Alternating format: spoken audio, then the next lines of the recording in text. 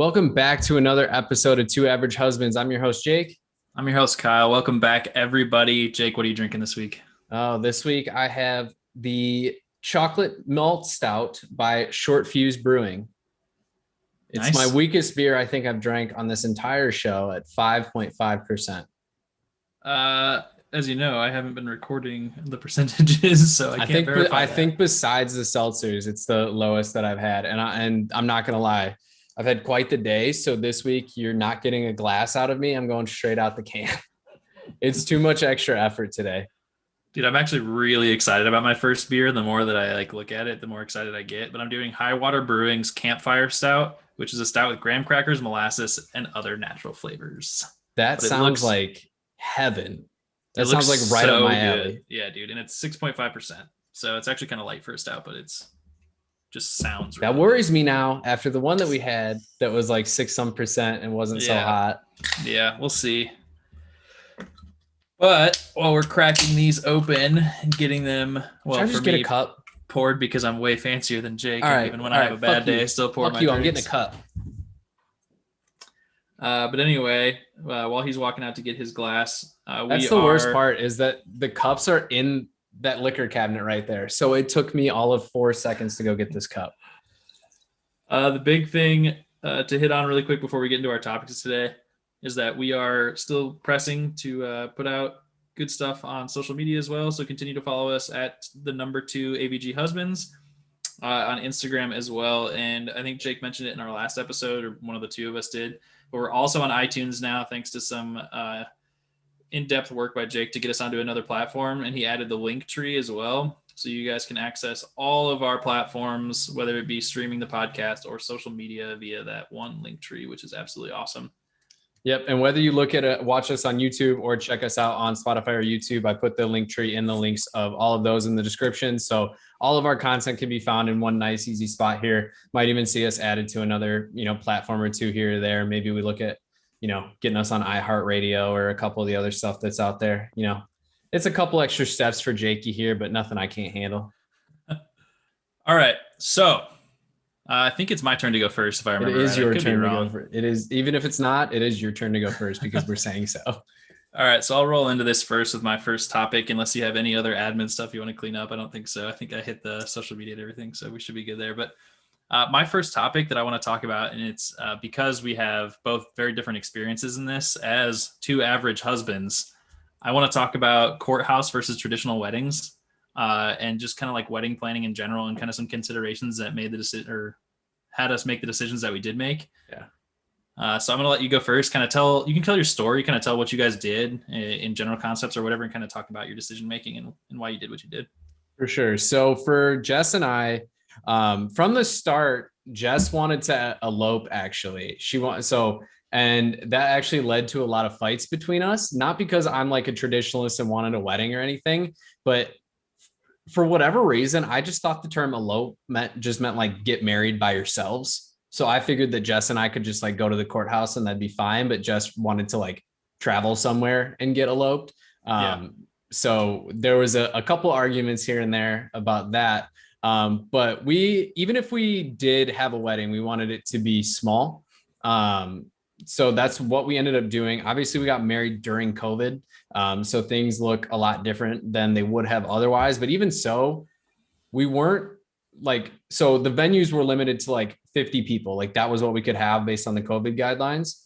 And even with our like original guest list that we had, it wasn't close to 50. We were at like 40 some people. Like we basically just wanted like our closest family and then our closest friends. And that's what we basically ended up having anyway. We basically had my family, Jess's family, and then like 3 or 4 sets of our closest friends.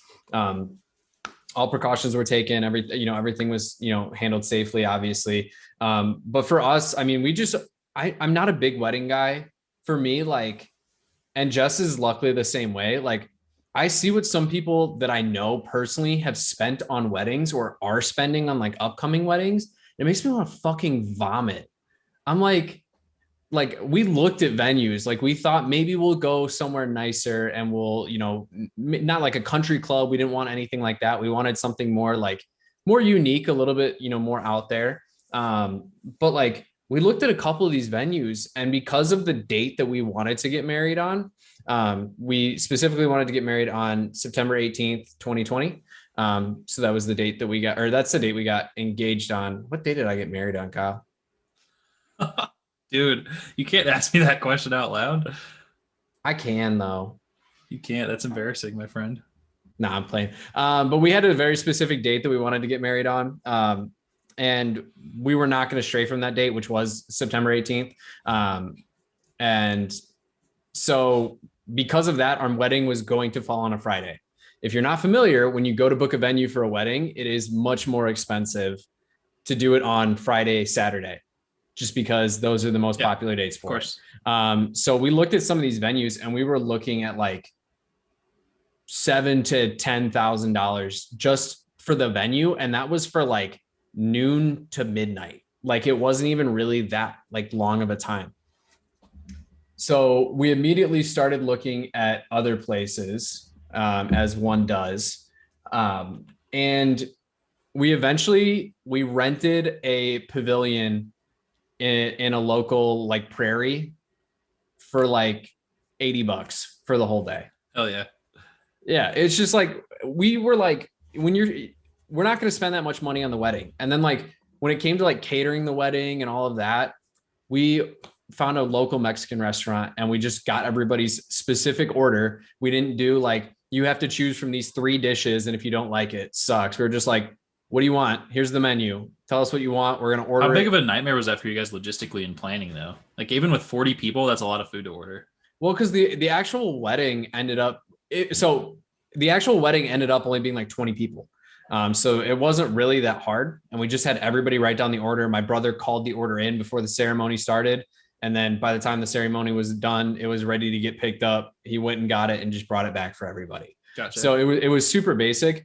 If it was closer to that like 40 or 50 people mark, what we would have done is we would have rented a food truck, like a taco truck, to come and, just have the food on site and make the food for everybody there. Which would have been, more expensive, but that was something we were prepared to do. But when we had as few people as we did, we saw no real reason to do that anymore. Just because you're looking at like, $500 to $1,000 for them to just come to you, not counting food costs. And then, for 20 some people, like we're all going to eat 3 tacos. And I spent $800 on 60 tacos. Hard pass there. So logistically, it didn't end up being too bad. And luckily, like I said, my brothers were there, so they were able to be the ones who went and transported the food. Plus, the restaurant that we picked was literally 5 minutes from the venue. I can just picture that being so much of a nightmare as you start adding people to your wedding roster, and then like people that are picky about food, and you're like waiting for responses. And I can assume that could get very difficult to cater. Yeah. But as long as you have a small wedding, like you said you did, that's a little bit more manageable at least. But yeah, and like the way that we did it too is we didn't get anybody. We got a couple people's orders beforehand, but like there were like 5 or 6 people who we got their order as they showed up. So it was the food that they were in the mood for, and we had them write down if they we had one person, one of our friends who attended is a vegan, so they were a little bit more limited on their options, but they still were able, they just wrote down what they specifically wanted for their food. And we called the restaurant the day beforehand, and we were like, hey, we're going to put in a large order. It's going to be for 20, 25 people tomorrow. Do you want that ahead of time, or do you want doing it day of is fine? And the guy's like, day of is fine. We can handle it. We don't it's not that big of a deal. It did end up being a little bit big of a deal because they forgot my burrito. But it ended up being fine. My brother went back and got it. They gave us some churros with it. So I'm not going to complain. But yeah, I mean, that's all that we really did. We were never going to have a big wedding, even, if everything went as planned, if COVID wasn't going on, it wasn't going to be a big wedding. Dude, I can't even imagine too. And if you want to speak more specifically on your experience and how it was impacted by COVID, but I can't imagine having to, if I was going to have a traditional style wedding, even a small one, the nightmare of having to replan and consider all of the different health considerations and all of the things that had to go in because of COVID. It's just, I am so glad that I was married before that was ever a factor. And I didn't have to worry about any of that. Well, I know people who are on their 3rd wedding date.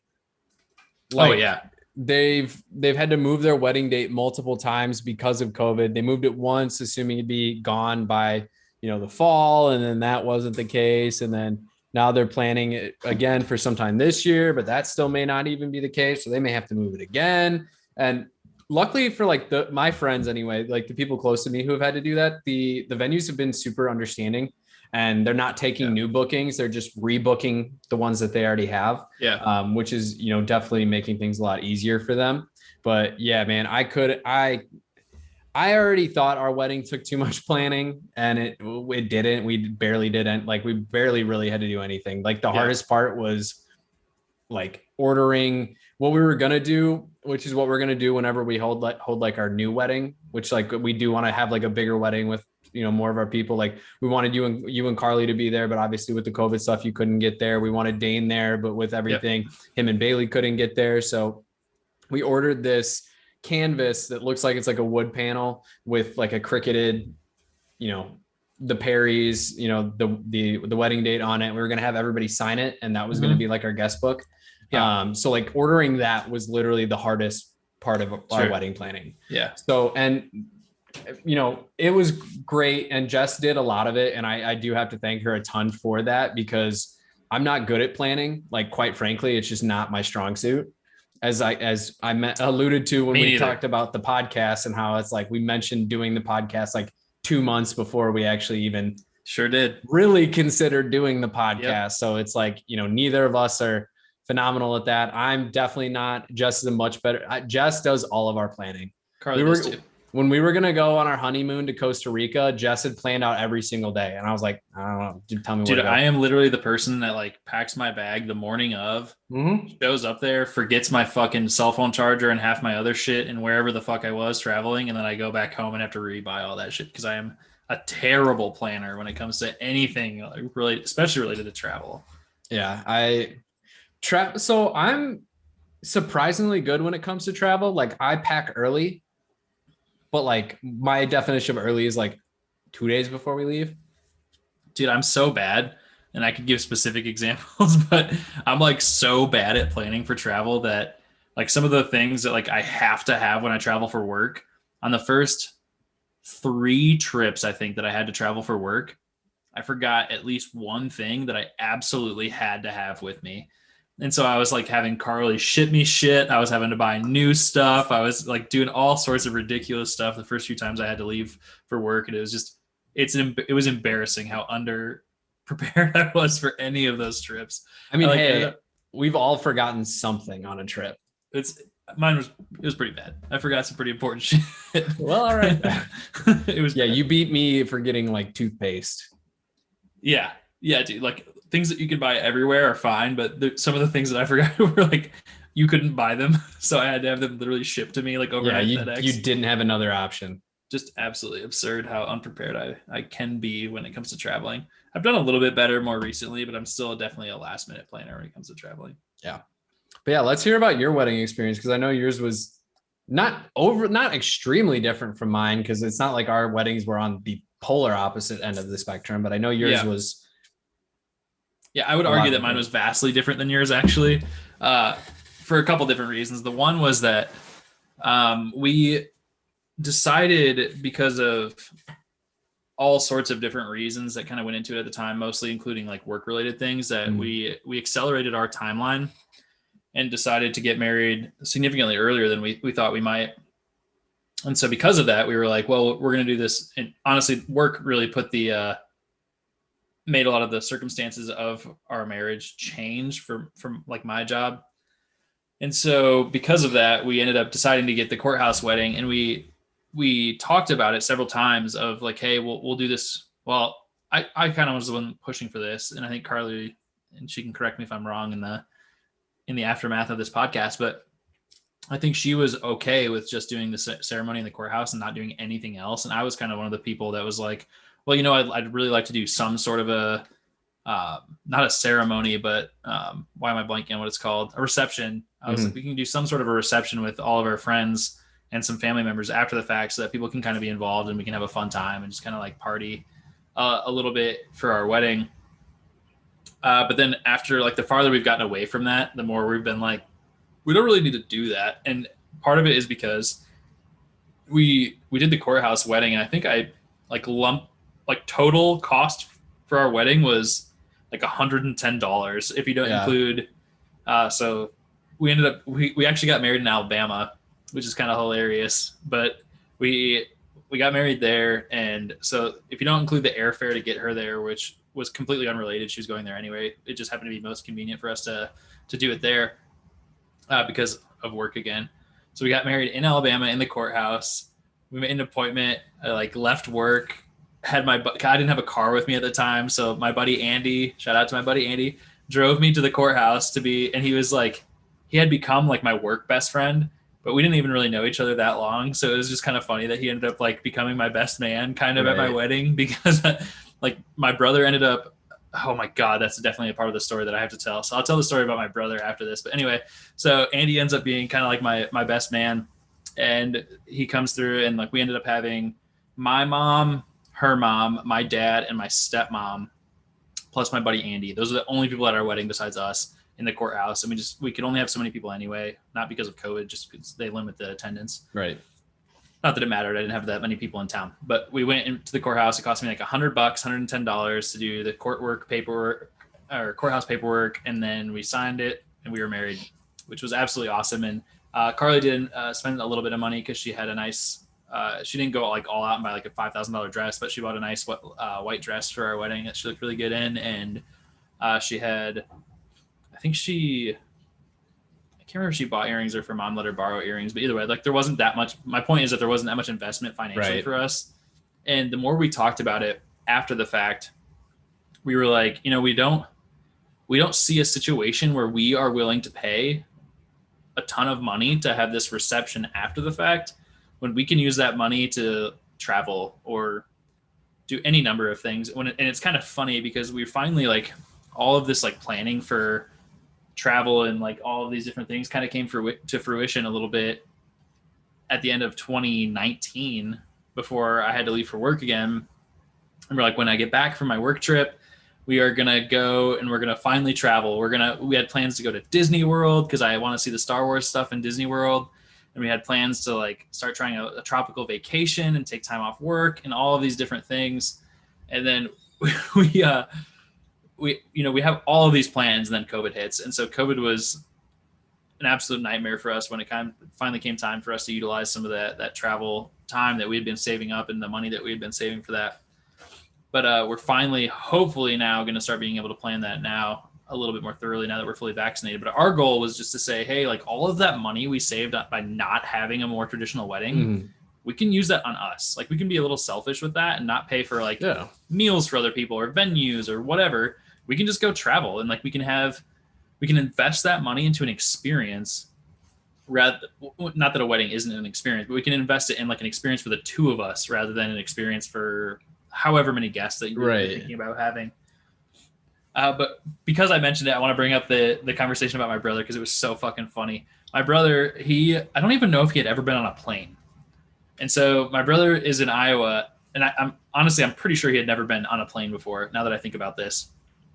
But he had to fly from Iowa to Montgomery, where we got married, and he gets his flight booked and everything like that, and he's all set to go, and he should have gotten to Montgomery in time to be a part of my wedding. So my plan, right, is to have one of my brothers be like my best man, if you will, at this courthouse wedding. And because of the fact that he's never been to an airport before or flown on an airplane, he's kind of like a last minute type person. Like he'll show up to anything like last minute, right? So he thought you could literally, just show up to the airport last second and just hop on this plane, right? Oh God. He doesn't like build in time for security or any of this shit. So he shows up and obviously misses his flight because he shows up just so late. And so he's like, well, what am I going to do? Well, they rebooked him for a later flight that night, but at this point he's obviously going to miss my wedding. Like it's the timing was a pretty narrow window, and there's a 100% chance he's not going to make it there in time now. And so for him, he's still going to come and like hang out with us after the fact. But he's like, well, what am I going to do? And so he messages me. He's like, should I start just like drinking at the airport? And I'm like, if you want, but you're going to have to be a little careful because they like won't let you on this fucking plane if you get hammered. If you get too drunk. And so we're like, my dad was like messaging him at the same time as I was, and we're like, please, like, don't do too much at the airport. Like, please don't get too drunk. We can't have you miss two different planes, otherwise you're gonna miss this entire weekend. because what it ended up being is we got married in the courthouse, and then we ended up spending kind of like the weekend together between the two of us and then the Right. family. But it was just like my brother. It was just such a fucking hilarious. Like, of course this is gonna happen. Like, you have this narrow window to meet, and you like we didn't plan at all to get you to the airport on time. And then you miss your flight, and then you you sit in the airport. We're like, oh, he's definitely gonna miss flight number 2 because he's gonna get hammered while he's sitting in the terminal. But thankfully, he did end up making it on the second flight and was able to enjoy the rest of the weekend. But for us, but it was so funny just to deal with this entire circumstance. Yeah, man. But I mean, that's kind of obviously that story's hilarious. I'm not gonna lie, but like a lot of the things like surrounding our two weddings were very similar, and different circumstances kind of impacted the way that everything that went down. Like Jess was the same way. Jess bought a dress for like, I want to say like $80 online. Yeah. She bought shoes at like, I think they were from Target. Like there was, and like every single thing I wore except for I wore suspenders and a bow tie. That came from Amazon. Everything else that I went to Kohl's 2 days before the wedding, Yeah. and I bought a white button-down shirt and I bought khakis. Yeah, And Carly was I even think some shoes. She was even completely fine with me doing like an Etsy ring that was like not fancy at all. She's like, you do not need to spend money on a nice ring. I did end up buying her kind of a more traditional wedding ring, but she would have been completely happy if I would have just bought her some cheapo thing off a Etsy that didn't matter at all. Does she do like the ring and the band, or just a ring? Both? Yeah. Okay. So Jess, we just used her engagement ring, which I'm not ashamed to tell the story. I bought her wedding ring on clearance. Like it was the exact style that she wanted. It was like everything that she wanted in a ring. I just happened to get a really good deal on it. I think spending like, what's the old school thought? It's like 3 months salary is what you're supposed to. Yeah. I'm like, no, not spending that on a ring that, knowing my wife, she will lose at some point in her life. And to make that funnier, we both almost lost our wedding rings in the past 3 days. I've lost a bunch of weight. So my ring, like takes like no resistance to get off my finger. And Jess is the same way. Her ring was already like a little big. And then she lost a bunch of weight too. She was like at an adoption event for her dog rescue, and she like flung her hand because she talks with her hands, and like her ring flew off and flew across the parking lot. So like, we're going to lose these rings. There was no point in us spending a ton of money on them. Mine is a $20 tungsten ring that I got off of Amazon. Like, you know, we were the same way, where we were like, let's not spend this amount of money, like $100 a plate for a person, plus, you know, renting the venue, plus paying a DJ or a band, plus this, plus that. Like, my buddy brought a speaker. We hooked our phones up to it. We picked just like like our wedding song was like Bones by Maren Morris, but it was the version featuring Hosier or Hosier. I don't know how to say his name.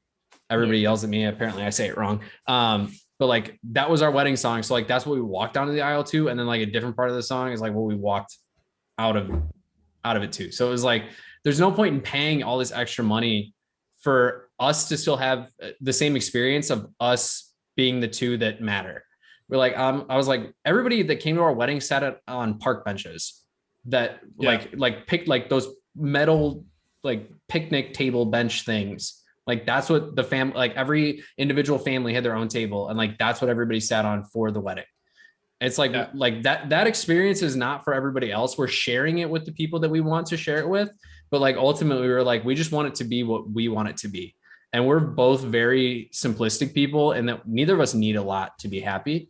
And that was like just the ultimate like distinction for us. We were just like, there's no point in spending 10 grand on a wedding. Like, every single penny we could have spent on a wedding, we could spend on a honeymoon, and we will love our wedding just as much. And we will love our honeymoon more, because we're not also stressed about the 10 grand we just spent on our wedding before going on a honeymoon. Yeah. And for us too, like at the time, it's funny that you mentioned it, but at the time I was fucking broke, dude, because I was still in the process of getting the job that I have now, which at the time, before I got this job, I was making no fucking money at all. I was working for a cable company. I was working for like not much over minimum wage. I wasn't making very much money. So honestly, like when I think back on it, like the money that I made at the current time, I probably did spend around like 3 months salary on that ring, but like 3 months of that salary is not that much. Yeah, when you're like comparing it to what you what you make now, you're Yeah, like, that's still nothing. Yeah, I was broke then, and so like I said, that didn't factor in at all for us. It didn't matter, and I think at the end of the day, neither of us look back on that with any regret or anything at all. Like despite it being in a courthouse, it was a really awesome experience because we had been apart from each other for a little bit too. So like we got to see each other for the first time with her in her dress and me in, like my wedding attire, and it was an awesome experience. I think looking back, and I don't think either of us would ever look back on that and be like, oh, I wish I would have done something traditional instead of that. I think we had a great experience for our wedding with the few people that we really needed to be there, like direct family, right? And we didn't need to include, although it might have been really fun to have that reception with a ton of friends and everything like that involved. It was just, we got a lot of value out of the experience that we did have. And I would never look back on that and be like, nah, I wish we'd have gone traditional. That just wouldn't happen for me. Yeah, man, we're the exact same way. Like, people always ask us too, because we got married during COVID, they're like, did COVID change anything? We're like, no, we're going to have a small wedding. It was going to be at like a pavilion or a smaller place anyway. We weren't going to do wedding parties. Like, our best friend Alina is the one who officiated our wedding. And that was the only like person that we had standing up there with us. We were holding our dogs. We each had one of our dogs during the ceremony. Like, it was perfect for like, it was everything that we could have hoped a wedding would be. And like, same. I said it during my vows, and like, I mean it 100%. Like, if I were to do that wedding over, I would do it the exact same way a million times, because ultimately it's the person that you're getting married to that matters. It's not the money that you're spending on this extravagant thing. Like, yes, that's cool to say. If you have the money to blow on a wedding, blow the money. Do you, boo-boo? But like, I love the wedding that I had just as much as if somebody gave me $1 million to throw a wedding. Yeah, dude. I think it's crazy to look back on it because it was such a simple experience, but it was I mean, for lack of a better term, like, even if this sounds a little bit like cheesy or whatever, like, it was an unforgettable experience for the two of us, I think. And it was awesome, honestly. Like, yeah, I look back on that with a lot of like positive, fond, awesome memories. And I would never, I don't know that how much value, I think it might've been honestly less valuable to do a more traditional style wedding, in my opinion, just because it would have been so much less personal because of like the fact that it was so close knit between just the two of us. Like, I think so for our 5-year anniversary, which is this year, we were thinking about, well, we want to take a trip for our 5-year anniversary this year and go somewhere, hopefully tropical, and we might renew our wedding vows, just because that's the one thing that both of us were like, well, we just did the standard wedding vows for ours because of kind of like how we planned it so short notice. Yeah. But I think we might go back and do that to make it a little bit even more personal for the two of us when we go on this trip. But at the same time, it's like, it was still so much more personal when you're not having to cater to an audience or, be constantly worrying about like, oh crap, we have to get to the reception, or we have to worry about our guests or anything like that. It was literally just like the two of us doing what we wanted and needed to do. And then we didn't have to worry about anybody else, which was fantastic. Yeah. I mean, I literally, like, again, it's going to sound cheesy to say, but like, as I'm reading my vows, like, I'm like crying, but I'm also like, I'm a guy who doesn't want to cry in front of other people. Like, my parents have seen me cry. Jess has definitely seen me cry, but like, that's really it outside of like funerals and stuff, really. Yeah. And like, I'm like in tears, like reading my vows, and I'm like, I've completely blacked out that there's other people there. Like, and I think that's the thing that people don't always realize too, is like, when you're getting married, you're so in the moment of what's going on that like all of that other shit doesn't matter. Like, the fucking 20 or 200 people that are at your wedding, like, you completely forget that they're there. I was making jokes to them as part of my vows, and like still forgot that they were there, and they're like laughing and clapping at the shit I'm saying. And I like still just like, I have no like frame of reference that they're even there. Like, that shit, you just get so lost in the moment. And like, I think that's like the big takeaway of like the way that we both got like, we both got married in ways that made us happy.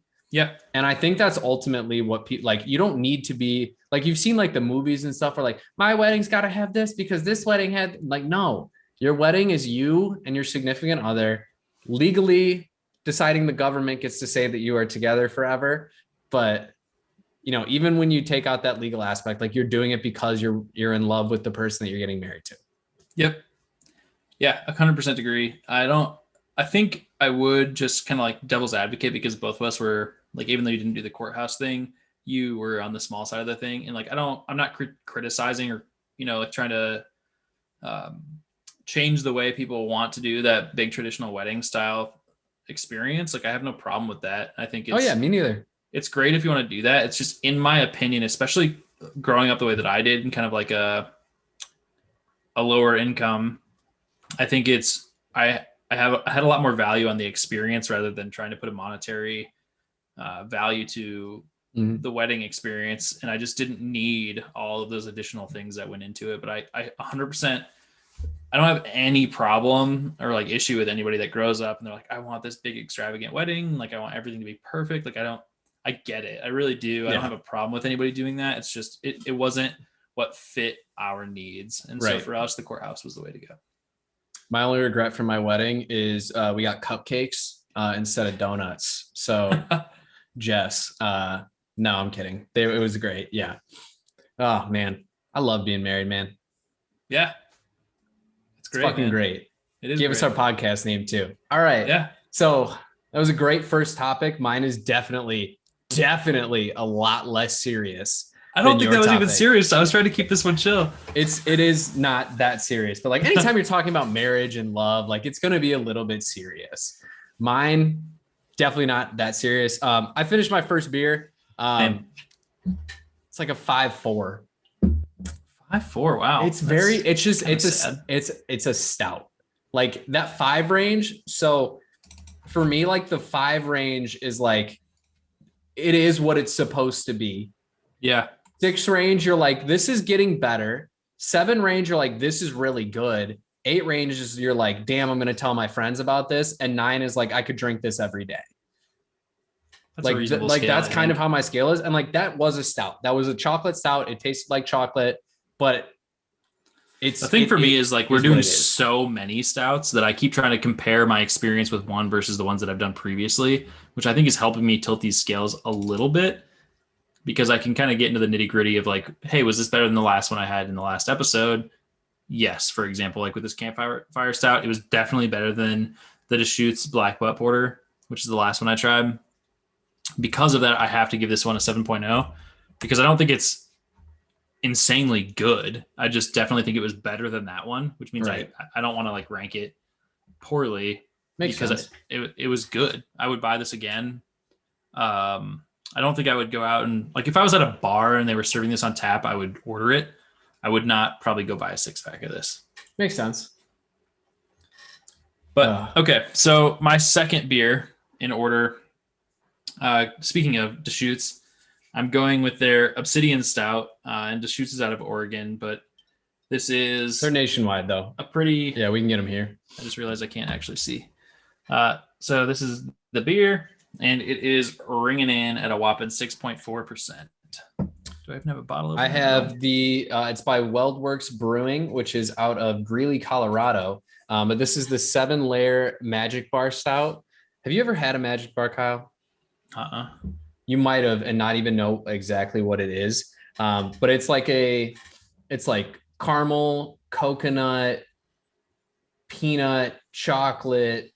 It's butterscotch. It's like one of the most decadent things in the world.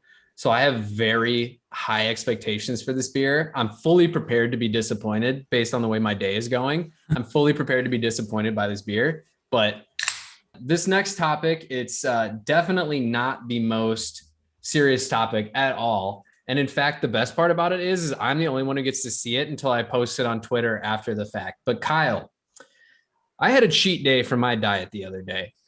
And there was really only one thing that I wanted during that cheat day, and that was cereal. Hear me out here. For me, cereal is very much like a treat. I don't eat it often because it's just a lot of wasted calories for no reason. Like it's not that filling unless you eat like the whole box, and then you eat the whole box and you're like, I just had 2,000 calories worth of cereal. And I'm trying to be a little bit more health conscious recently. So for me, cereal is very much like a treat. And but also I grew up eating a lot of cereal. So I have very strong opinions about a lot of cereal. So on my left monitor here, I have a tier list with, it looks about, let's see, that's 9, 18, 27 with 33 different cereals on it. Is this on a web browser? Like you have Yes. it pulled up? Will you just Yeah. send me the link on Twitter? Yes. So we're going to do this tier list. I was saying we were going to do it together and see how much change. Like we were going to do one together for the podcast, but then we were also going to post it with our individual ones to see how much like each other's opinions swayed. Dude, you don't understand how vastly different we're going to be on this. I don't think we're going to be as different as you think. I 100% You know, guarantee it. okay, so you know what my goat cereal is. You and Carly have made fun of me for my goat cereal, but like besides that cereal, I think we're probably pretty close. I have the oldest man taste when it comes to breakfast foods. Kyle, Like, I don't believe in having sweets for breakfast. I am such a fucking old man when it comes to breakfast that I don't know. so am I. Maybe, okay. All right. We'll see. We might be close. All right. So do you want to do a combined one and the separate ones, or do you want to just do our own as we Let's go? do our own. Yeah. Okay. Let's do it as we go. So but let's do it in order. Let's do it in the order that's here so we can both Sure. talk about it. And then Yeah. we'll post both of ours and then make the fans vote on it. Yeah. So this very first one, it's some kind of Cheerio, but I honestly, is that like apple Cheerio? It looks like apple cinnamon. I think that's the Apple Jacks version of Okay. Cheerios. Yeah. Okay. So that for me is like C tier. Like it's not, I'll eat it if that's my option, but like I'd pick most other cereals over that. It might be tough to do this. So are we allowed to adjust like as we go along? Because I think Yeah. Oh yeah. it'd be easier for me to go like from like looking through and go favorite to least favorite. But if we're going to do them in order, I think I'm going to have to adjust as we go along. You are free to adjust, my friend. Just I don't disagree with you though. I think because you're riding on the edge of like an old man cereal, but you're getting into the sweets, which is kind of like whatever, man. I don't know. Like I have no interest to buy that cereal, but I think it'd be better than some of these. So I think it's a C as well. yeah, I think C is a very fair place for that. What is Plus, S by the way in this chart? Is it superior or something? yeah, so S is like your goat. Like those, like if it makes it into S tier, that's like your top, we'll say like top 3. Like try not to put more than 3 in S tier. Okay. All right. So next one on the list is Cookie Crisp, which if you were asking child version of me, that was an S tier. But as I've grown up, it's so average that I'm just like, that's a B tier for me. I still do like some of the sweeter stuff. And again, like I said, Kyle, for me, cereal's like a treat. I eat it. If I eat it anymore, it's basically a dessert for me. So Yeah. like, if you think of it like in that aspect, I think B tier is a fair place for that. It's like right in the middle. There's a lot that's better than it. There's a lot that's worse than it. And I'd prefer that over apple cinnamon, pretty much anything. I think I'm having a hard time. Well, I don't totally disagree with what your last statement was, but I'm having a hard time like putting this anywhere besides a C or a D because Cookie Crisp to me is like so boring. So if I'm going to go for a sweet cereal, it is 100% not going to be Cookie Crisp. Okay. So I'm going to throw it in the C category as well for now. We'll see what if I move that as we go along. All right. Next up on the list is Special K. It looks like just the basic one, which is basically just bran flakes. Yup. And that's like a C tier for me. Kyle's going to Go. throw that in. Really? A tier. Okay. So I love plain ass fucking branny, weedy bullshit. It's my favorite. I do I'll like, probably end up moving that into a B, frankly. But for now, I'm going to put it into an A until I move around. I'm sticking that in C tier. Kix cereal. This is like I think as close as you can get as like a sweet cereal for old men. Like it's not too sweet. It's got a lot of that. I like Kix a lot. It's going to be an A tier for me. I think I've only had Kix maybe like once in my life. So I'm having a hard time even like comparing this to anything. I think I'm going to put Kix at a B tier if I can. And honestly, as an Iowa person, the fact that they have a corn related label, like I feel like I have to put that above a C. So You feel like you're like obliged. I am obligated to do So that. as I'm sitting here, I'm already, like you said, I'm going to make some adjustments because I'm looking at the rest of this list. I'm moving the apple cinnamon Cheerios down to D. I honestly just thinking the same thing. And because I'm going to put Apple Jacks at a C. Really? That is why I want to do that. I'm also putting Apple Jacks at D. I say that because I think Apple Jacks is a better cereal than whatever the fuck Apple Cinnamon Cheerios are. And I actually really like Cheerios. I just have a feeling that is going to be a terrible version of Apple Jacks. I don't really like apple. So the only cinnamon cereal that I've ever liked, Cinnamon Toast Crunch, which I think everybody likes Cinnamon Toast Crunch. Fuck off. I think it's fine. Cinnamon Life. Cinnamon Life is so good. Cinnamon Life is so good. If that was on this list, that's a goat. It's not on this list, but I might have to also put it in S tier. Yeah. Oh man. All right. Corn Flakes. I think even old people don't. Okay. Yeah. Never mind. We are so different on these lists. Cornflakes, I'm gonna put it next to C because there's nothing that really differentiates it from Special K for me. But I like the versatility of cornflakes. I've gotten real creative with my cereal in my life. Yeah, I might actually like cornflakes more than Special K. I love like brand cereals so much. I'm thinking that's what Special K is. It's bran flakes. Yeah, but Special K for whatever reason is kind of like corn flakes is like a no kidding, like really brandy flavor. Yeah, true. And Special K kind of keeps it a little bit lighter. Like it's more of it's kind of like a Honey Bunches of Oats where you kind of have that like lighter, just like crunchy, like almost flavorless shit, with the exception of some honey flavors. So I think I'm going to reverse those. I'm putting Special K to B and cornflakes at an A. Okay. Disagree. I think they're pretty much equal, but we'll let bygones be bygones here. Count Chocula.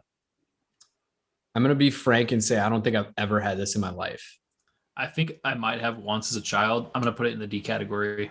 I just don't give a fuck about Count Chocula. It's chocolate cereal, so I'd probably at least like it. So I'll put it in C tier for now. Next up is Cap'n Crunch. I think Cap'n Crunch is definitely better than everything that I have in the C category.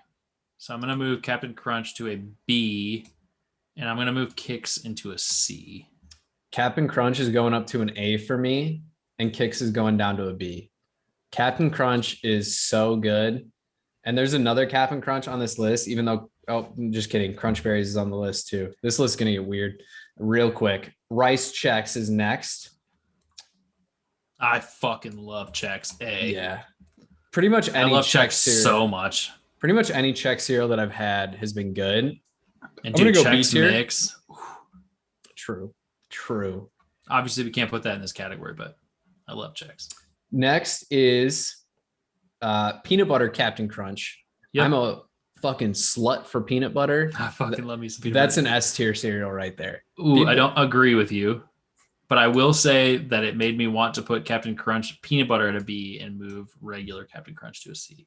All right, that's fair. I can respect that. Our next cereal, it shows the Honey Bunches of Oats with almonds, but I'm gonna make an audible here, and it's gonna be the honey roasted Honey Bunches of Oats. And that right there is the goat of goats. That is the ultimate cereal. I actually really like honey bunches of oats with almonds, and I would still put that in one of my top tier categories, either an S or an A. I'll drop it in an S for now, but I like the one with almonds. I do too, but I'm a slut for 2 things, 3, 4 things, 5 things in life. As I was saying that, I was like, wait. But 2 of those things are both cereal related. One of those is peanut butter, and the other one is granola. Like good, granola. Really good granola. I could eat an entire fucking bag of it. And the honey roasted granola clusters in the honey roasted Honey Bunches of Oats. It's the best cereal that I've ever had. If I want cereal in my life, it's that cereal. If I had to pick one cereal to eat for the rest of my life, it's that cereal. And it's not close. Like that is the goat of goats for me. Rice Krispies. This is going to break my mold of sweeter cereals up top, and that's an A tier cereal for me. I grew up on the same page with you. I love Rice Krispies because I actually love Rice Krispie treats. True. Not necessarily the cereal itself. I think the cereal itself, and now that I'm thinking about this, I probably should put it a B because it's fine, but I love Rice Krispies treats. Nah, this is a clear A tier cereal for me. Maybe it's because I grew up on it, and we would always do so my parents really let us kind of be creative growing up when it came to our food. So what I would do is, which is something I've carried on later in life, where now if I eat cereal, I try and be a little bit healthier with it, where I use I'll make a protein shake and I'll use that as my milk for the cereal just to make use almond milk or something. Yeah. Yeah. cashew milk. That's we could have a whole conversation about nut milks and how I've been exploring those recently, and cashew milk slaps. There's a YouTuber that I watch. He makes a lot of nut milk jokes there, and that parlayed me into trying cashew milk. That's pretty good. I like so that. when we were younger, we used to make it was like a vanilla cinnamon milk, so kind of like horchata, and then we would use that as the base for our Rice Krispies. So it would be like crunchy horchata cereal, and it was so good. All right, the next one on the list is Cinnamon Toast Crunch, and Jake said everybody loves this shit. I don't. I think it's at best a C tier. Ooh. And I'm realizing that I'm putting a lot of shit in the C tier, so I'm gonna have to reorganize this, but I'm gonna put it there for now. Yeah, I don't think like cinnamon cereals. I'm with you in the fact that you don't like cinnamon cereals, and it surprises me that you do like Cinnamon Toast Crunch. Because I don't think it tastes that cinnamony. I get more of like a brown sugar flavor with it. It's just a fucking ton of sugar. Yeah, with like a flavorless crunch. Like I said, Kyle, dude, kids would look at this list and throw up when they see my list. They'd be like, "What the fuck is this guy thinking?" But I don't like that cereal. You got to remember, Kyle, I view cereal as like a dessert more than a breakfast food at this point in my life. Yeah. Next up, though, Frosted Mini Wheats, probably the most underrated cereal in the world. S category. Agreed. It's because I'm an old man, but if I'm going to be an old man with have like a sugary flavor, Mini Wheats is one of my go-tos. I fucking love Frosted Mini Wheats. S tier for me. Might be the one thing that I end up bumping down out of S into A, but I love Frosted Mini Wheats. Frosted Mini Wheats. So I'm also adjusting within the tier. So like the farthest to the left are the best of that tier, in my opinion. So Mini Wheats for me is like the top of the A tier. It's like teetering on an S tier. And the more I stare at this list, the more I'm wanting Frosted Mini Wheats, and I might bump down the peanut butter Captain Crunch. I don't know yet. We'll see. Next is Honey Nut Cheerios. I think another one of the most overrated or underrated cereals out there. That's also going to be like right behind Frosted Mini Wheats for me. I disagree. I think it's right. Oh man, I almost don't disagree with you. It's right on the edge. Yeah. It's like, they're so close. Yep. And they're both like just slightly sweet, but maintaining my old man flavor taste palette. And so I like both of them. I'm throwing in the S category as well. Something's going to move out of there eventually. So fat kid in me, you're not going to like it probably, but you might. You have to take a half bowl of the Frosted Cheerios and a half bowl of the peanut butter Cheerios, and then you mix it together. I don't know that I've ever had peanut butter Cheerios. I hadn't either until I tried this combination at my friend's house one time, and it is delicious. I just downgraded Kix, by the way.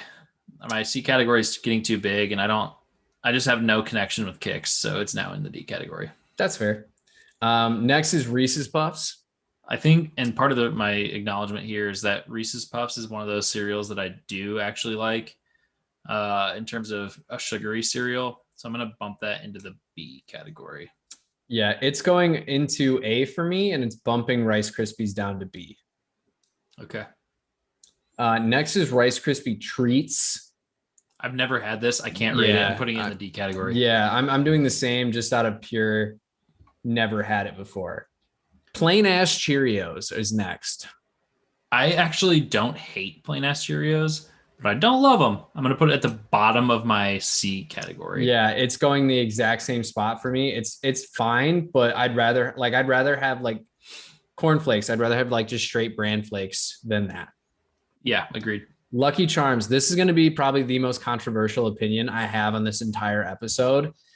Lucky Charms is D tier trash cereal.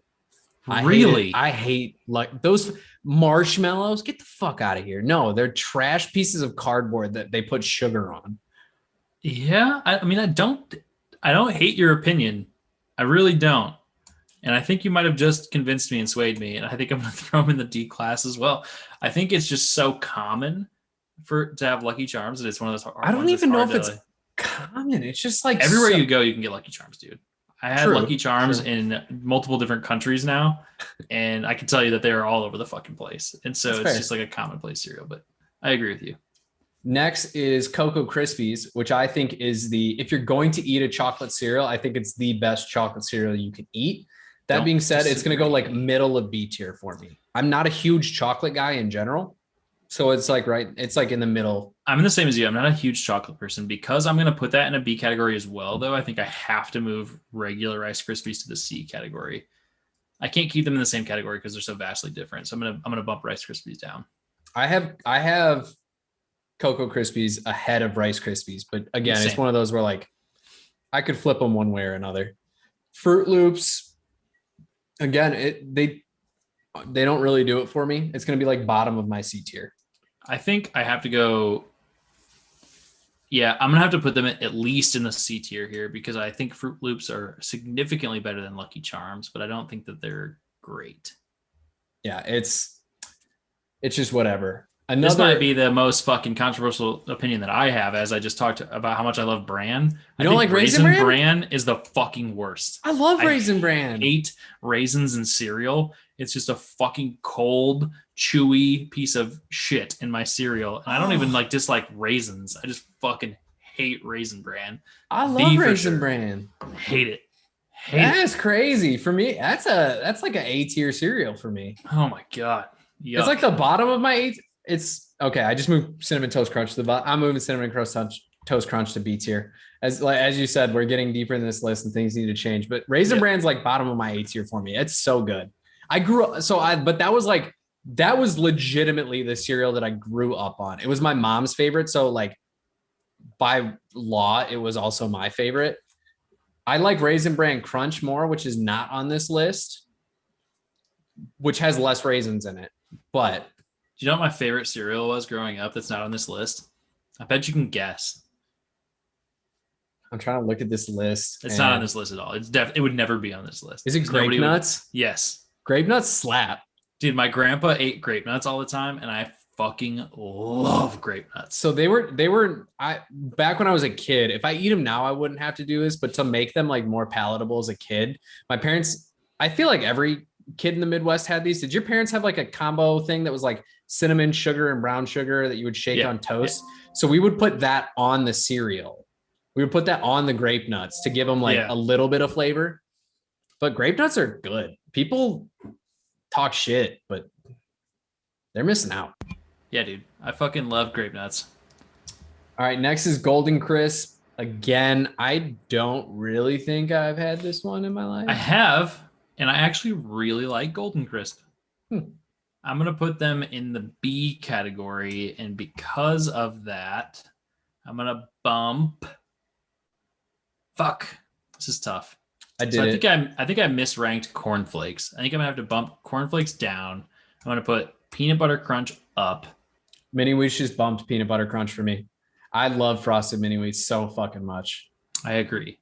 I think Corn Flakes has to be in the B category, though, as opposed to where I had it previously. Like, I think my A category was pretty fucked.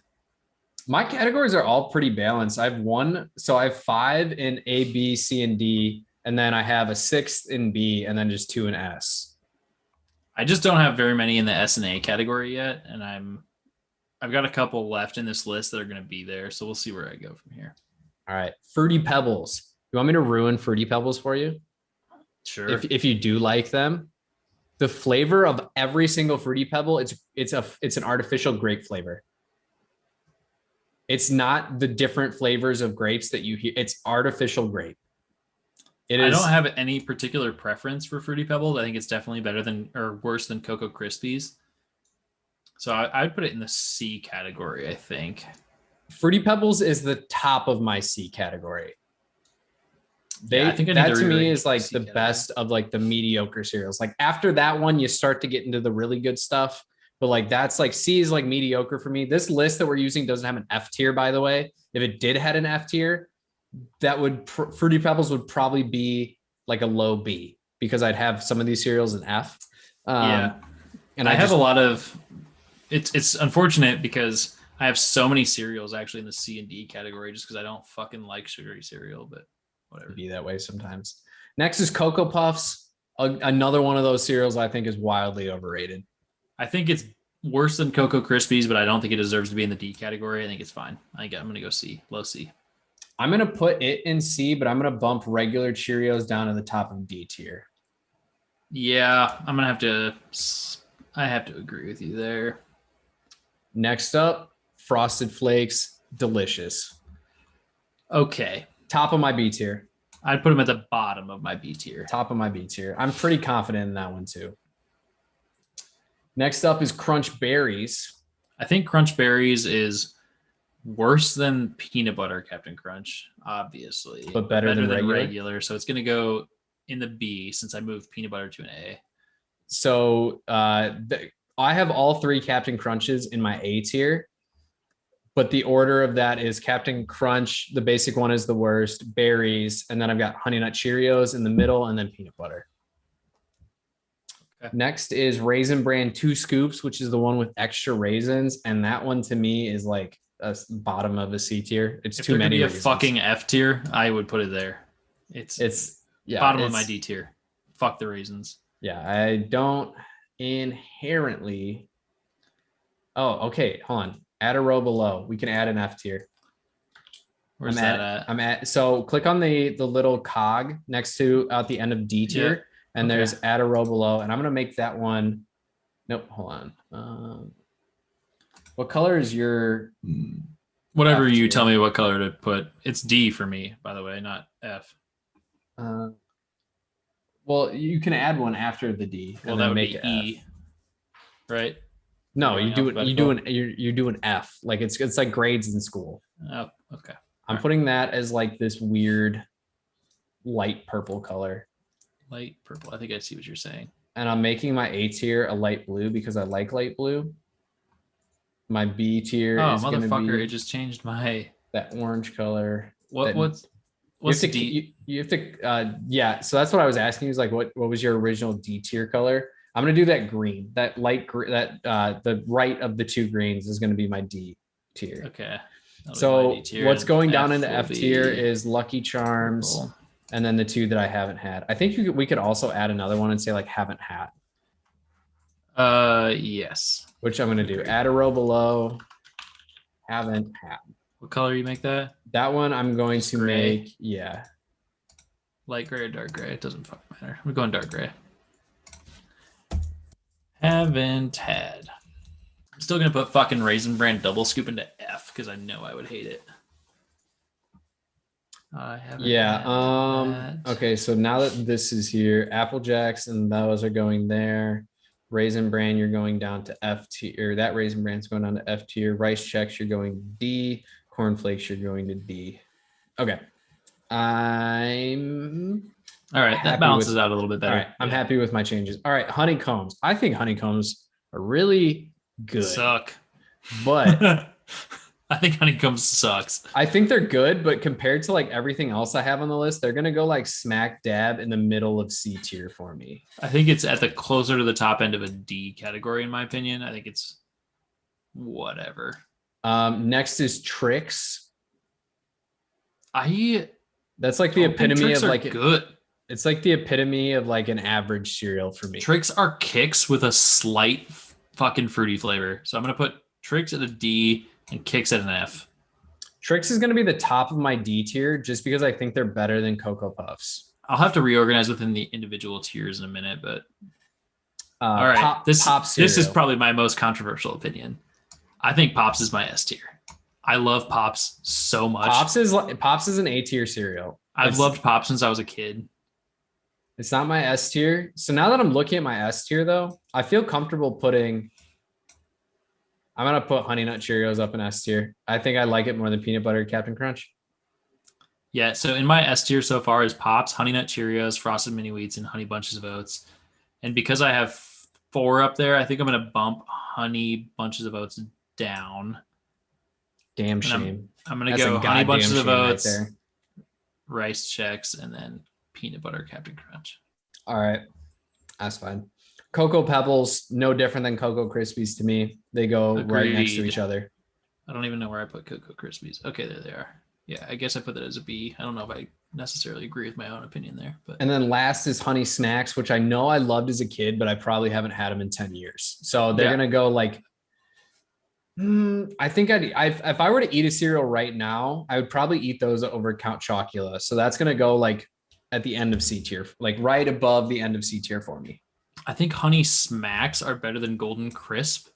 So I'll put Honey Smacks in a B and move Honey or Golden Crisp to a C. All right. Well, that's the list. So, quick run through of mine. So, my S tier is Honey Bunches of Oats, Frosted Mini Wheats, and Honey Nut Cheerios. My A tier is Peanut Butter Captain Crunch, Pops, Crunch Berries, Captain Crunch, Reese's Puffs, and Raisin Bran. My B tier is Frosted Flakes, Cinnamon Toast Crunch, Cookie Crisp, Cocoa Krispies, Cocoa Pebbles, and Rice Krispies. My C is Kix, Fruity Pebbles, Honeycomb, Special K, Honey Smacks, and Count Chocula. My D is Trix, Cocoa Puffs, Fruit Loops, Rice Chex, Corn Flakes, and Cheerios. My F is the Apple Cinnamon Cheerios, Apple Jacks, and 2 Scoops Raisin Bran. With Lucky Charms being if I could put it off the chart into like a dumpster fire category, I would. But it's dead last, and I haven't had the Rice Krispie treats or Golden Crisp. Okay. I'll read mine quick. S tiers, Pops, Honey Nut Cheerios, and Frosted Mini Wheats. A tiers, Honey Bunches of Oats, Rice Chex, and Peanut Butter Captain Crunch. B tier is Honey Smacks, Reese's Puffs, Corn Flakes, Special K, Rice Krispies, and Cocoa Pebbles. Same thing, Frosted Flakes and Captain Crunch Berries. C category is Golden Crisp, Cookie Crisp, Apple Jacks, Captain Crunch Original, Cinnamon Toast Crunch, regular Rice Krispies, Fruit Loops, Fruity Pebbles, Cocoa Puffs. D category is Honeycomb, Cheerios, Original, the Count Chocula, Lucky Charms, and Trix. F is both varieties of Raisin Bran and Kix, and I haven't tried. I'm pretty sure I haven't tried the Apple Cinnamon Cheerios or the Rice Krispie treats. All right. I might adjust this a little bit to like align this up within the categories, but that it should stay relatively the same before I post this. Nice. We will both download these and we will post these on the Twitter page for y'all to vote on. And the loser has to, I don't know, eat an entire bowl of their least favorite cereal on next week's episode. Or on the next hear me fucking eat on the next live episode. That's what the mute button's for. All right. Well, I'm giving my beer that is okay a 6.7. It's just mediocre, fine to me. Nothing crazy exciting. Mine is pretty solid. It's very coconutty, so you have to like coconut to like it. Yeah. I'm gonna give it a 6.9. I think that's a nice spot for it. It's like it's not quite a 7. Okay. All right. Okay. All right. What's your next topic here, Kyle? All right. My next topic is something probably on the light side that I don't think is going to last too long, but we'll kind of cover this quickly. And I just wanted to talk about it because of the fact of like how we originated our friendship and the way that we've gone with this podcast. I just want to talk about in any way, shape, or form how awkward it is to make friends as an adult. Oh my fucking God, dude. It's the worst. Oh my, like my friends where I live are like my coworkers, which not to knock my coworkers. My coworkers are phenomenal people. I love all of them. But like, bro, I'm a homebody. I don't like to fucking do anything. I'm not going out to bars. And if I do at the bars, I'm not trying to make friends. Yep. Like I inevitably make friends with the guy who sits next to me at the bar top because I'm going to convince him to buy me a couple shots at some point.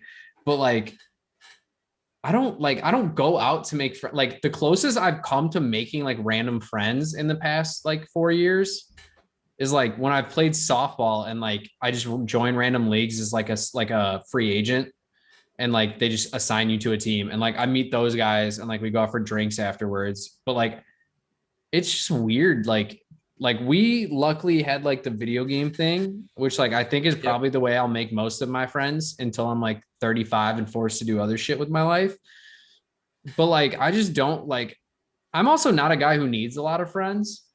Like I would say I have like, without counting couples as 2, I would probably say I have like 10 friends. And that's more than enough for me. Yeah, I don't know that I would even say that many anymore, especially since I've moved out of my hometown. Like I'm completely separated from where I grew up. And so for us, it's maybe like 6, 7 people that we regularly hang out with at best. And the hardest thing for me, and honestly, it'd be interesting to hear Carly's perspective on this and have her talk about this topic as well. But at least for me, I have like you said, coworkers, where I can make friends with coworkers. Not all of them are people that I'm going to hang out with outside of work or anything for various reasons, but at least I can have like friendly relationships and social relationships with some of these people that I work with, no matter where I am. But at the same time, it's like they're never going to be or more than likely, they're never going to be like your best friends, just because of the dynamic of work and everything that goes into that relationship as a whole. So I have several of like work acquaintances. I would say that like some of them like I hang out with outside of work and like we have a great time, but they're just not like, some of them are not like best friends. They're just people that I hang out with outside of work because of Yeah. mutual experience or the fact that we're like, we live close to each other or whatever. There are some definitely though that are good friends of mine too that I've made through work for sure over time. Like Yeah. my buddy Andy that I mentioned earlier in the episode that went to my wedding with me. He still comes and visits us every once in a while. And another guy that I'm going to go to his wedding from work that like, good friends for sure, but not everybody's going to be that. And so for us, like you said, like we don't go, if we go out to the bars, it's typically in a group setting already. Yeah. So like you said, I'm not going there to meet friends. I'm going because I have a couple friends or work acquaintances or whatever that I'm going to go hang out with and have like a little bit of social time. And I'm not there to meet new people. So for me, because of like the dynamic factors of my work, that I just kind of meet people wherever I go, and like you kind of make friends. But I don't know that I've, outside of like college and then obviously video games, I don't think I've made like permanent lifelong friends very often. Yeah. It's been just a couple here and there that I'll probably stay in touch with for the long term, no matter where I end up. And it's just so weird as an adult because, like you said, I don't go to a bar and be like, oh, I'm going to go meet a bunch of new people tonight. I'm like, I'm going to go have a few drinks with a couple people that I know and have a good conversation. And then I'm going to piece the fuck out and go home. Yeah. Or I'm going to go get hammered tonight because I had a rough like week at work, and some of my buddies from work are going to get hammered too because they also had a rough week. And then we're going to go home and pass out. Yeah. It's a different dynamic as an adult. Yeah. It's like, it's one of those things too, where like, it's really weird because like when I was in high school, I was the guy who always wanted more friends. And then like as I've grown up, I was like, I kind of don't mind having less friends. Like you kind of close the circle up a little bit as you grow away from college or from high school. And I think now I definitely have a ton of acquaintances. Yeah. But I have way less friends. But it's one of those things where it's like, I appreciate it more because like, if I consider you my friend, like that means we have like, not to sound weird, but like a legitimate connection, like a legitimate reason that we get along so well that we want to hang out with each other. Yeah, agreed. And like, there's a lot of people that I like their presence. I like hanging out with them, but to be frank, I'm selfish and I'm not going to go out of my way to hang out with them all that often.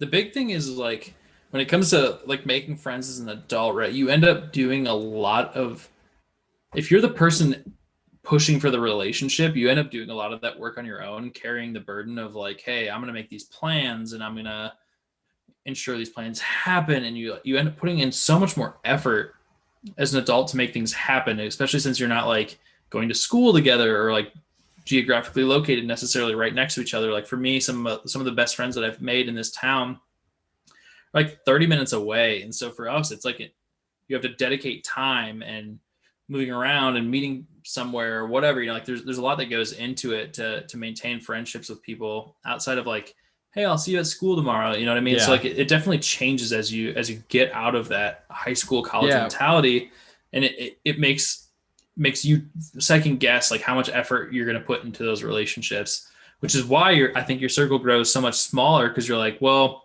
I'm willing to put a lot of time into meeting up with person X, Y, and Z, but definitely not A, B, and C. Like if it happens, I'll hang out with those guys. Great. But at the same time, like I'm not going to put in the extra effort to go spend a ton of my time to meet up with these people.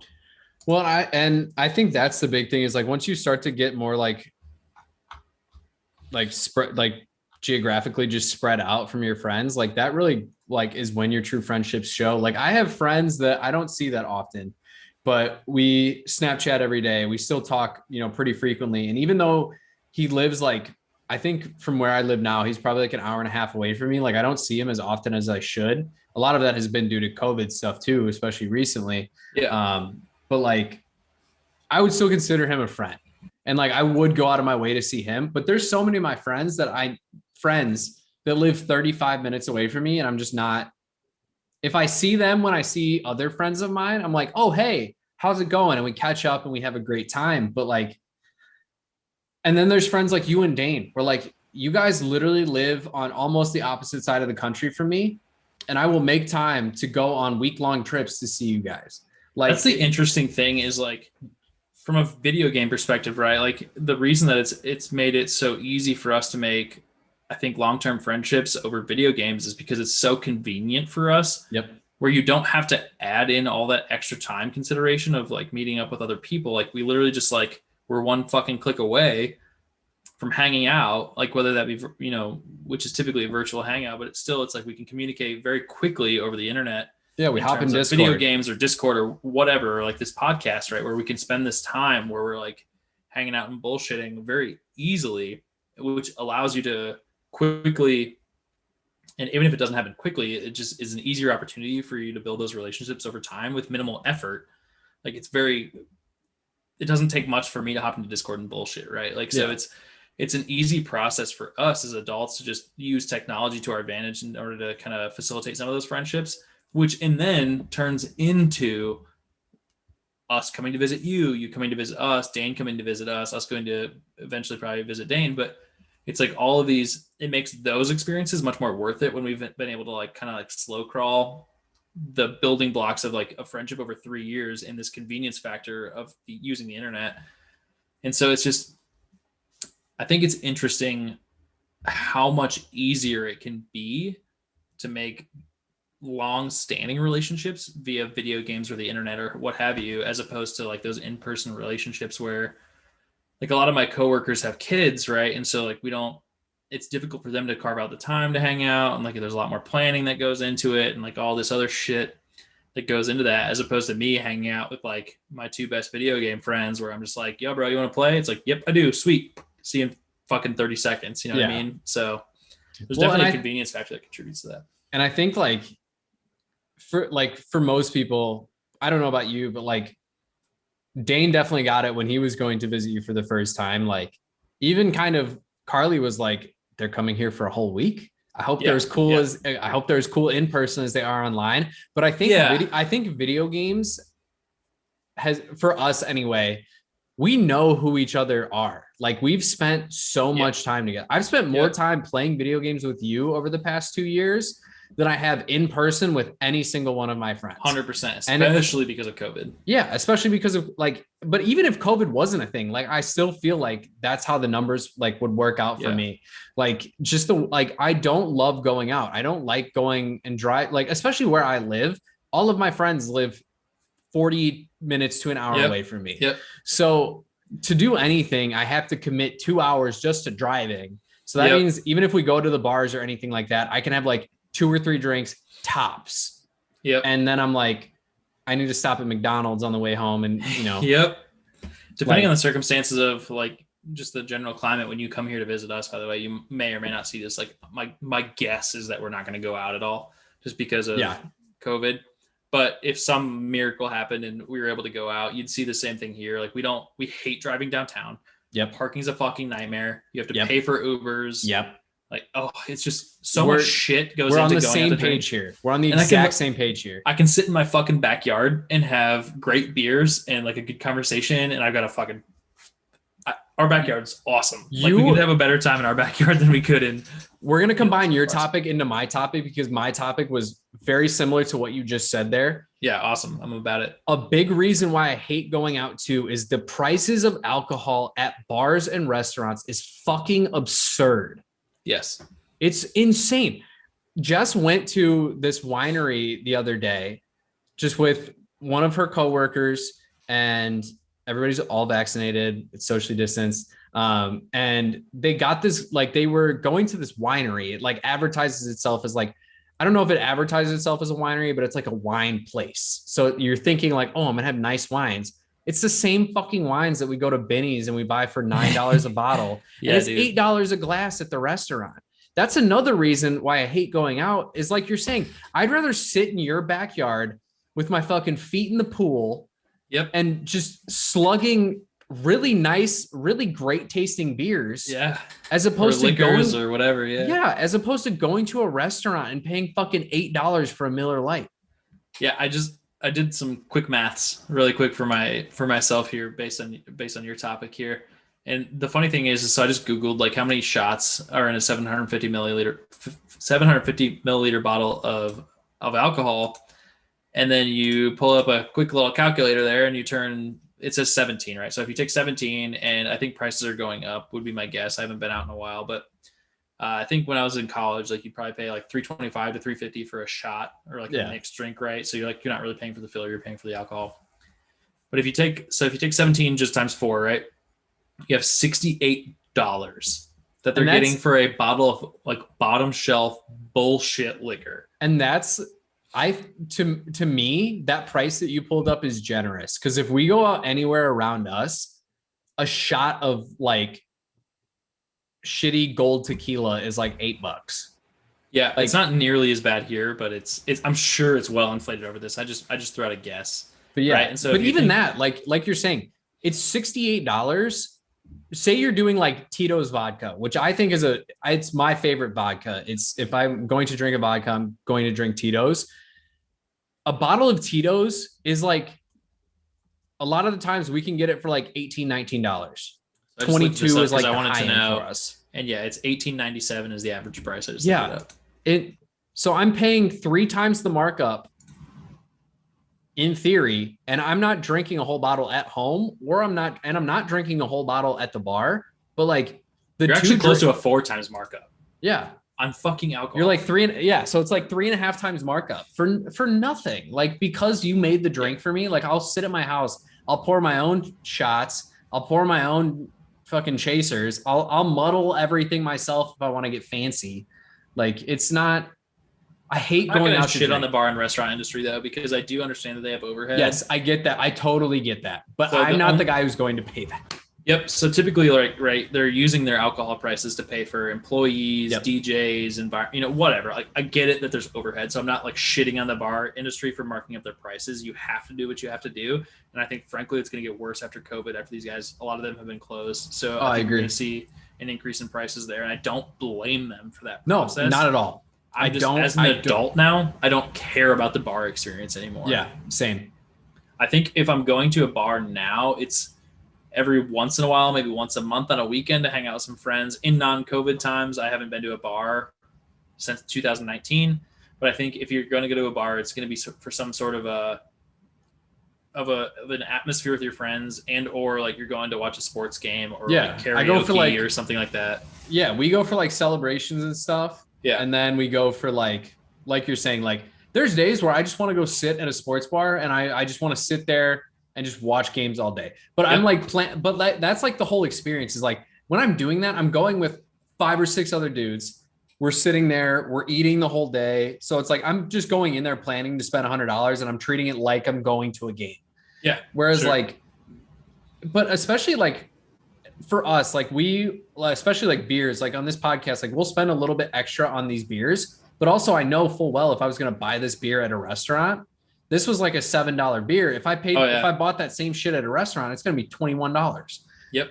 And which again, like we both worked in the restaurant industry, like we both get it. But like especially for the people who are like Dane, like he drinks Bud Light, Coors Light. That's what he drinks. There's no value in drinking out of the house. Dude, you can go to chug half a bottle of fucking vodka before he goes to the bar and hopefully not spend a dime. Yes. 100%. That's like the best case for him. Like you go to the bar, I can go right now to my local Jewel Osco and I can buy a fucking 30 rack of Busch Light for $12. Yep. Or I can go to most bars around me and it's $5 a can for Busch Light. God, that makes me want to throw up. You're paying Busch Light should be like a fucking $1.50 a can. Yeah, that shit's all for like $5 a can. That's literally if you were to drink 30. So say you're having a great night and you just keep going, You drink 30, that's $150, not counting tip, not counting sales tax. With sales tax for me, with that Busch Light, I'm paying $15 probably. It is a literal 10% markup or a 10 times markup to drink out in public. It's a big reason why I hate doing it. Yep. My exception to that is disagree at all. margaritas. I will pay extra for a margarita because I don't feel like going and buying all of the ingredients to have like 1 or 2 margaritas. You'd be surprised at how simplistic the ingredients are for a margarita, by the way. I know how simplistic they are. I'm just that lazy. Yeah, I don't well, especially because like when I drink a lot of the times, if I'm doing like mixed drinks, like a lot of the time it's just vodka soda or vodka and like lemonade or Red Bull. And then if it's like whiskey and Coke, Diet Coke. Dude, speaking of, talk about the fucking absurd markups on energy drinks. Like if you're buying a Red Bull vodka, it makes me want to throw up. How much like $12 for the Red Bull, $12 for it. I'm like, no, gross. How much you'll pay for a Red Bull vodka. So I stopped ordering them. I realized how much I was paying. I was like, the 95 milligrams of caffeine in this are not worth it. I was like, I'll get an Irish coffee. I'll pay way less. I get just as much caffeine. Yeah, dude. But like you can see like a lot of that stuff, like the Evan Williams right there, the one that I'm pointing at, that Evan Williams white label, one of the best bourbons I've had, $16 a bottle. Yep. Buffalo Trace, if you can find it, $25 to $30 a bottle. Pink Whitney by New Amsterdam. If you like pink lemonade and you can just mix that with sparkling water and it tastes like you're drinking like a carbonated pink lemonade vodka, $9.99. Like I don't have to spend a lot of money to get drunk, and there's no reason I should go out to a bar and do it and then have to pay the Uber home. Yeah, the interesting thing to me is like the one place that really gets me, and I bet you can probably guess in like maybe 1 to 2 guesses, like the one place where I'll go and willingly spend more money because they have the additional attractions to me that make me want to go there for the booze and the food. So they serve both, but you can take a crack at a guess at that. Music festival. That's true too. I will spend an inflated amount. So music festival is like not a bar restaurant, right? Like, but I will pay the inflated price at those places just because there is a lot more that goes into it than just the regular bar experience. But the one place that I'll go, bar and restaurant, and I will spend stupid amounts of money because they fucking appeal to the inner child in me, Dave & Buster's. Oh yeah, like arcade bars. Dave & Buster's gets me all the time. There's a great arcade bar in Iowa called Uptown in Des Moines. They'll get me every time too. I love going there. There's a place here called Cobra Arcade that started off maybe in 2018, I believe, if not into 2019, that they just started. And they're a little still overpressing their hype, in my opinion. Or their prices are still a little too inflated for me to want to go there, but I love the concept and I think it's great. And I love places where they have games, beer, and food involved. Yeah. You're gonna get me. Like, I'm a victim. I'm the same way. I really like even super simple stuff. So there's this place in Logan Square in Chicago called Park and Field, and they have like a special room. It's been a few years since I went, but like even just having like board games and shit there for people to play with, like little things like that. You got me. I'm in. I went to a place in San Diego and I'm going to blank on the name, but it was some fucking like white trash bar. It's like something like that. And they had like literal, like an actual like trailer in this bar. It was kind of funny. And they served like tater tots and shit. Park and Field has that outside on their patio. It's like an outdoor bar for them. Yeah, they had a Super Nintendo in there that we were playing, and it was that's like fucking lit. You appeal to me, man. Like I get it. Like I love that shit.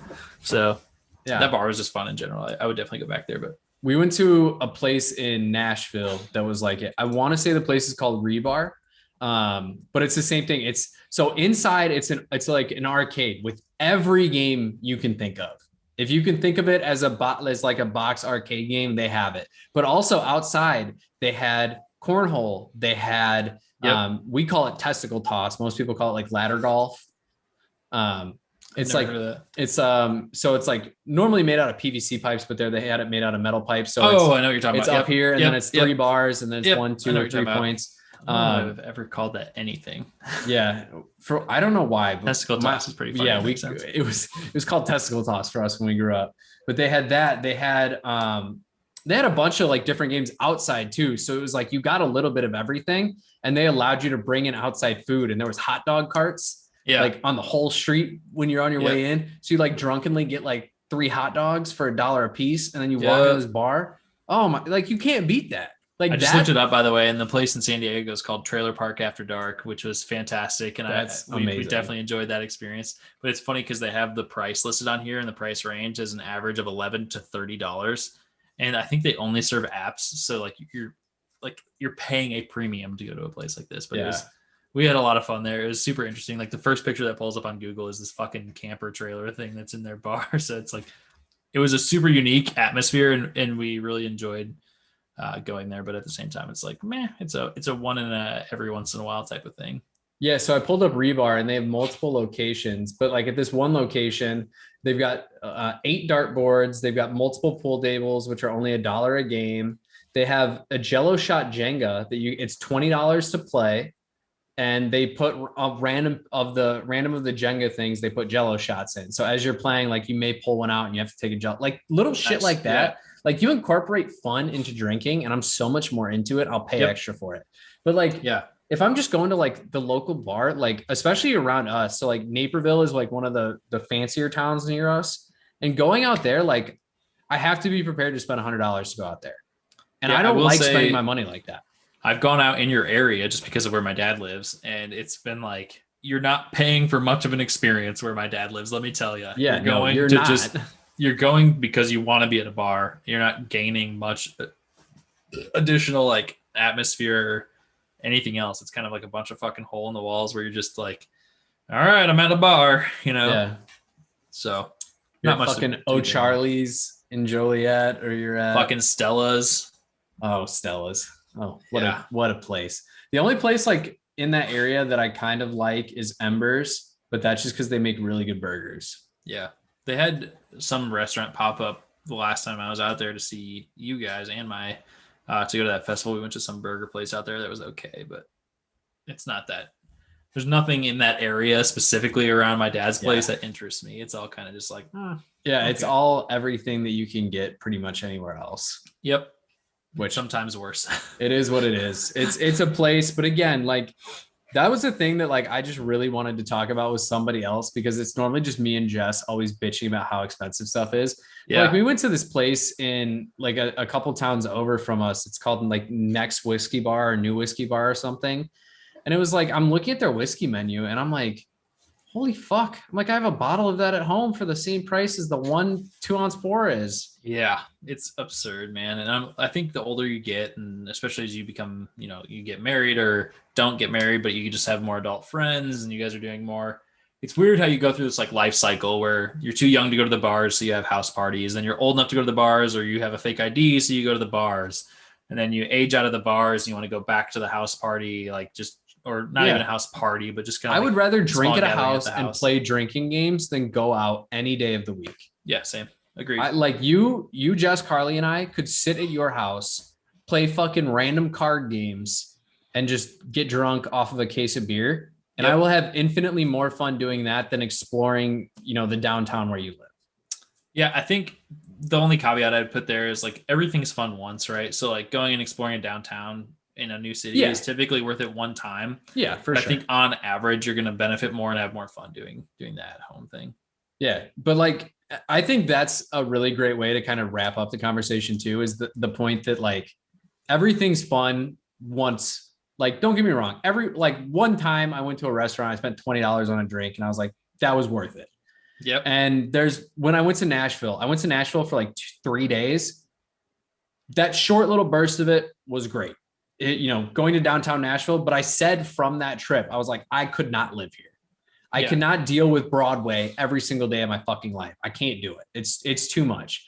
And like, there's especially like us, like really meeting you guys for the first time, like especially like really meeting Carly for the first time, you really meeting like Jess and I for longer than like a couple days the first time. Like we're just naturally going to find a lot of shit to do that just because we have so many common interests. Like we don't need to spend our time, going to downtown or like going up to, like another, there's a big town a couple hours north of you. Like we don't have to spend our time going up there. Like that's just not super appealing to us. And that's the thing that I could do whenever I wanted to. Like If I I just will wanted say to if it fly was in that non-COVID times, we would do all of those things that you just mentioned at least once. Like Yeah. we would explore the downtown in my town and probably go up north once because Yeah. it is like the atmospheres are completely different and they're both Right. very unique and fun. So I think we would do both of them once. But again, like I don't think you are sacrificing on your experience by not doing either And of that's those what I'm things. saying is like I like going out and just like hanging out with you guys and like seeing like what you guys are all about and just like being around, you know, friends like we talked about earlier, like just being around good friends, like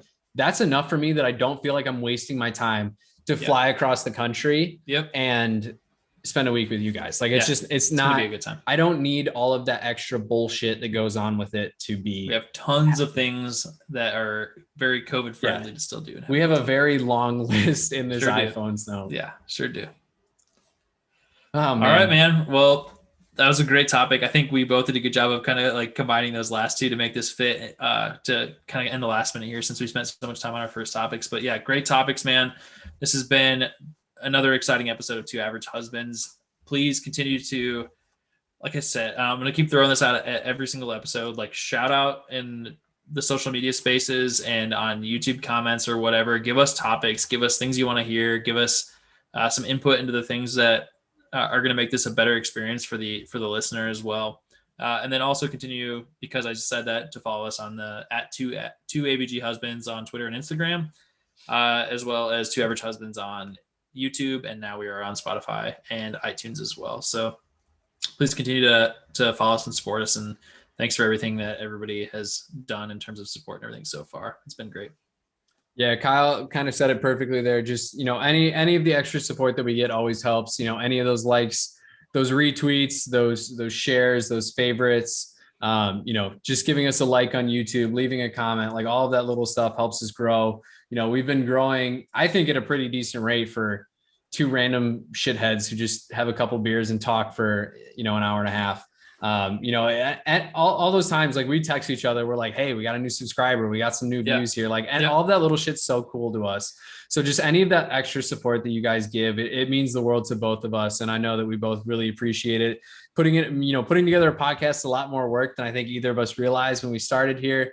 And it just kind of makes all of that little extra effort worth it. So we appreciate it. But unfortunately, we didn't do this episode live, but we have really appreciated the live interaction that we had on the last two episodes. 100%. It's been a ton of fun for us to try to have some of that live interaction. It definitely contributes to the conversation. And like message loudly heard that you guys enjoyed having Dane on the podcast last time as well. Yes. Like obviously, like our viewership was pretty high for that as well. And so we'll continue to try to bring him back and have some more conversations and story time with him as well. Definitely. Yeah. But we, as always, we appreciate all of the support, guys. And I thank you all for coming and checking us out. This has been another episode of Two Average Husbands, and we will see y'all next week. See you guys.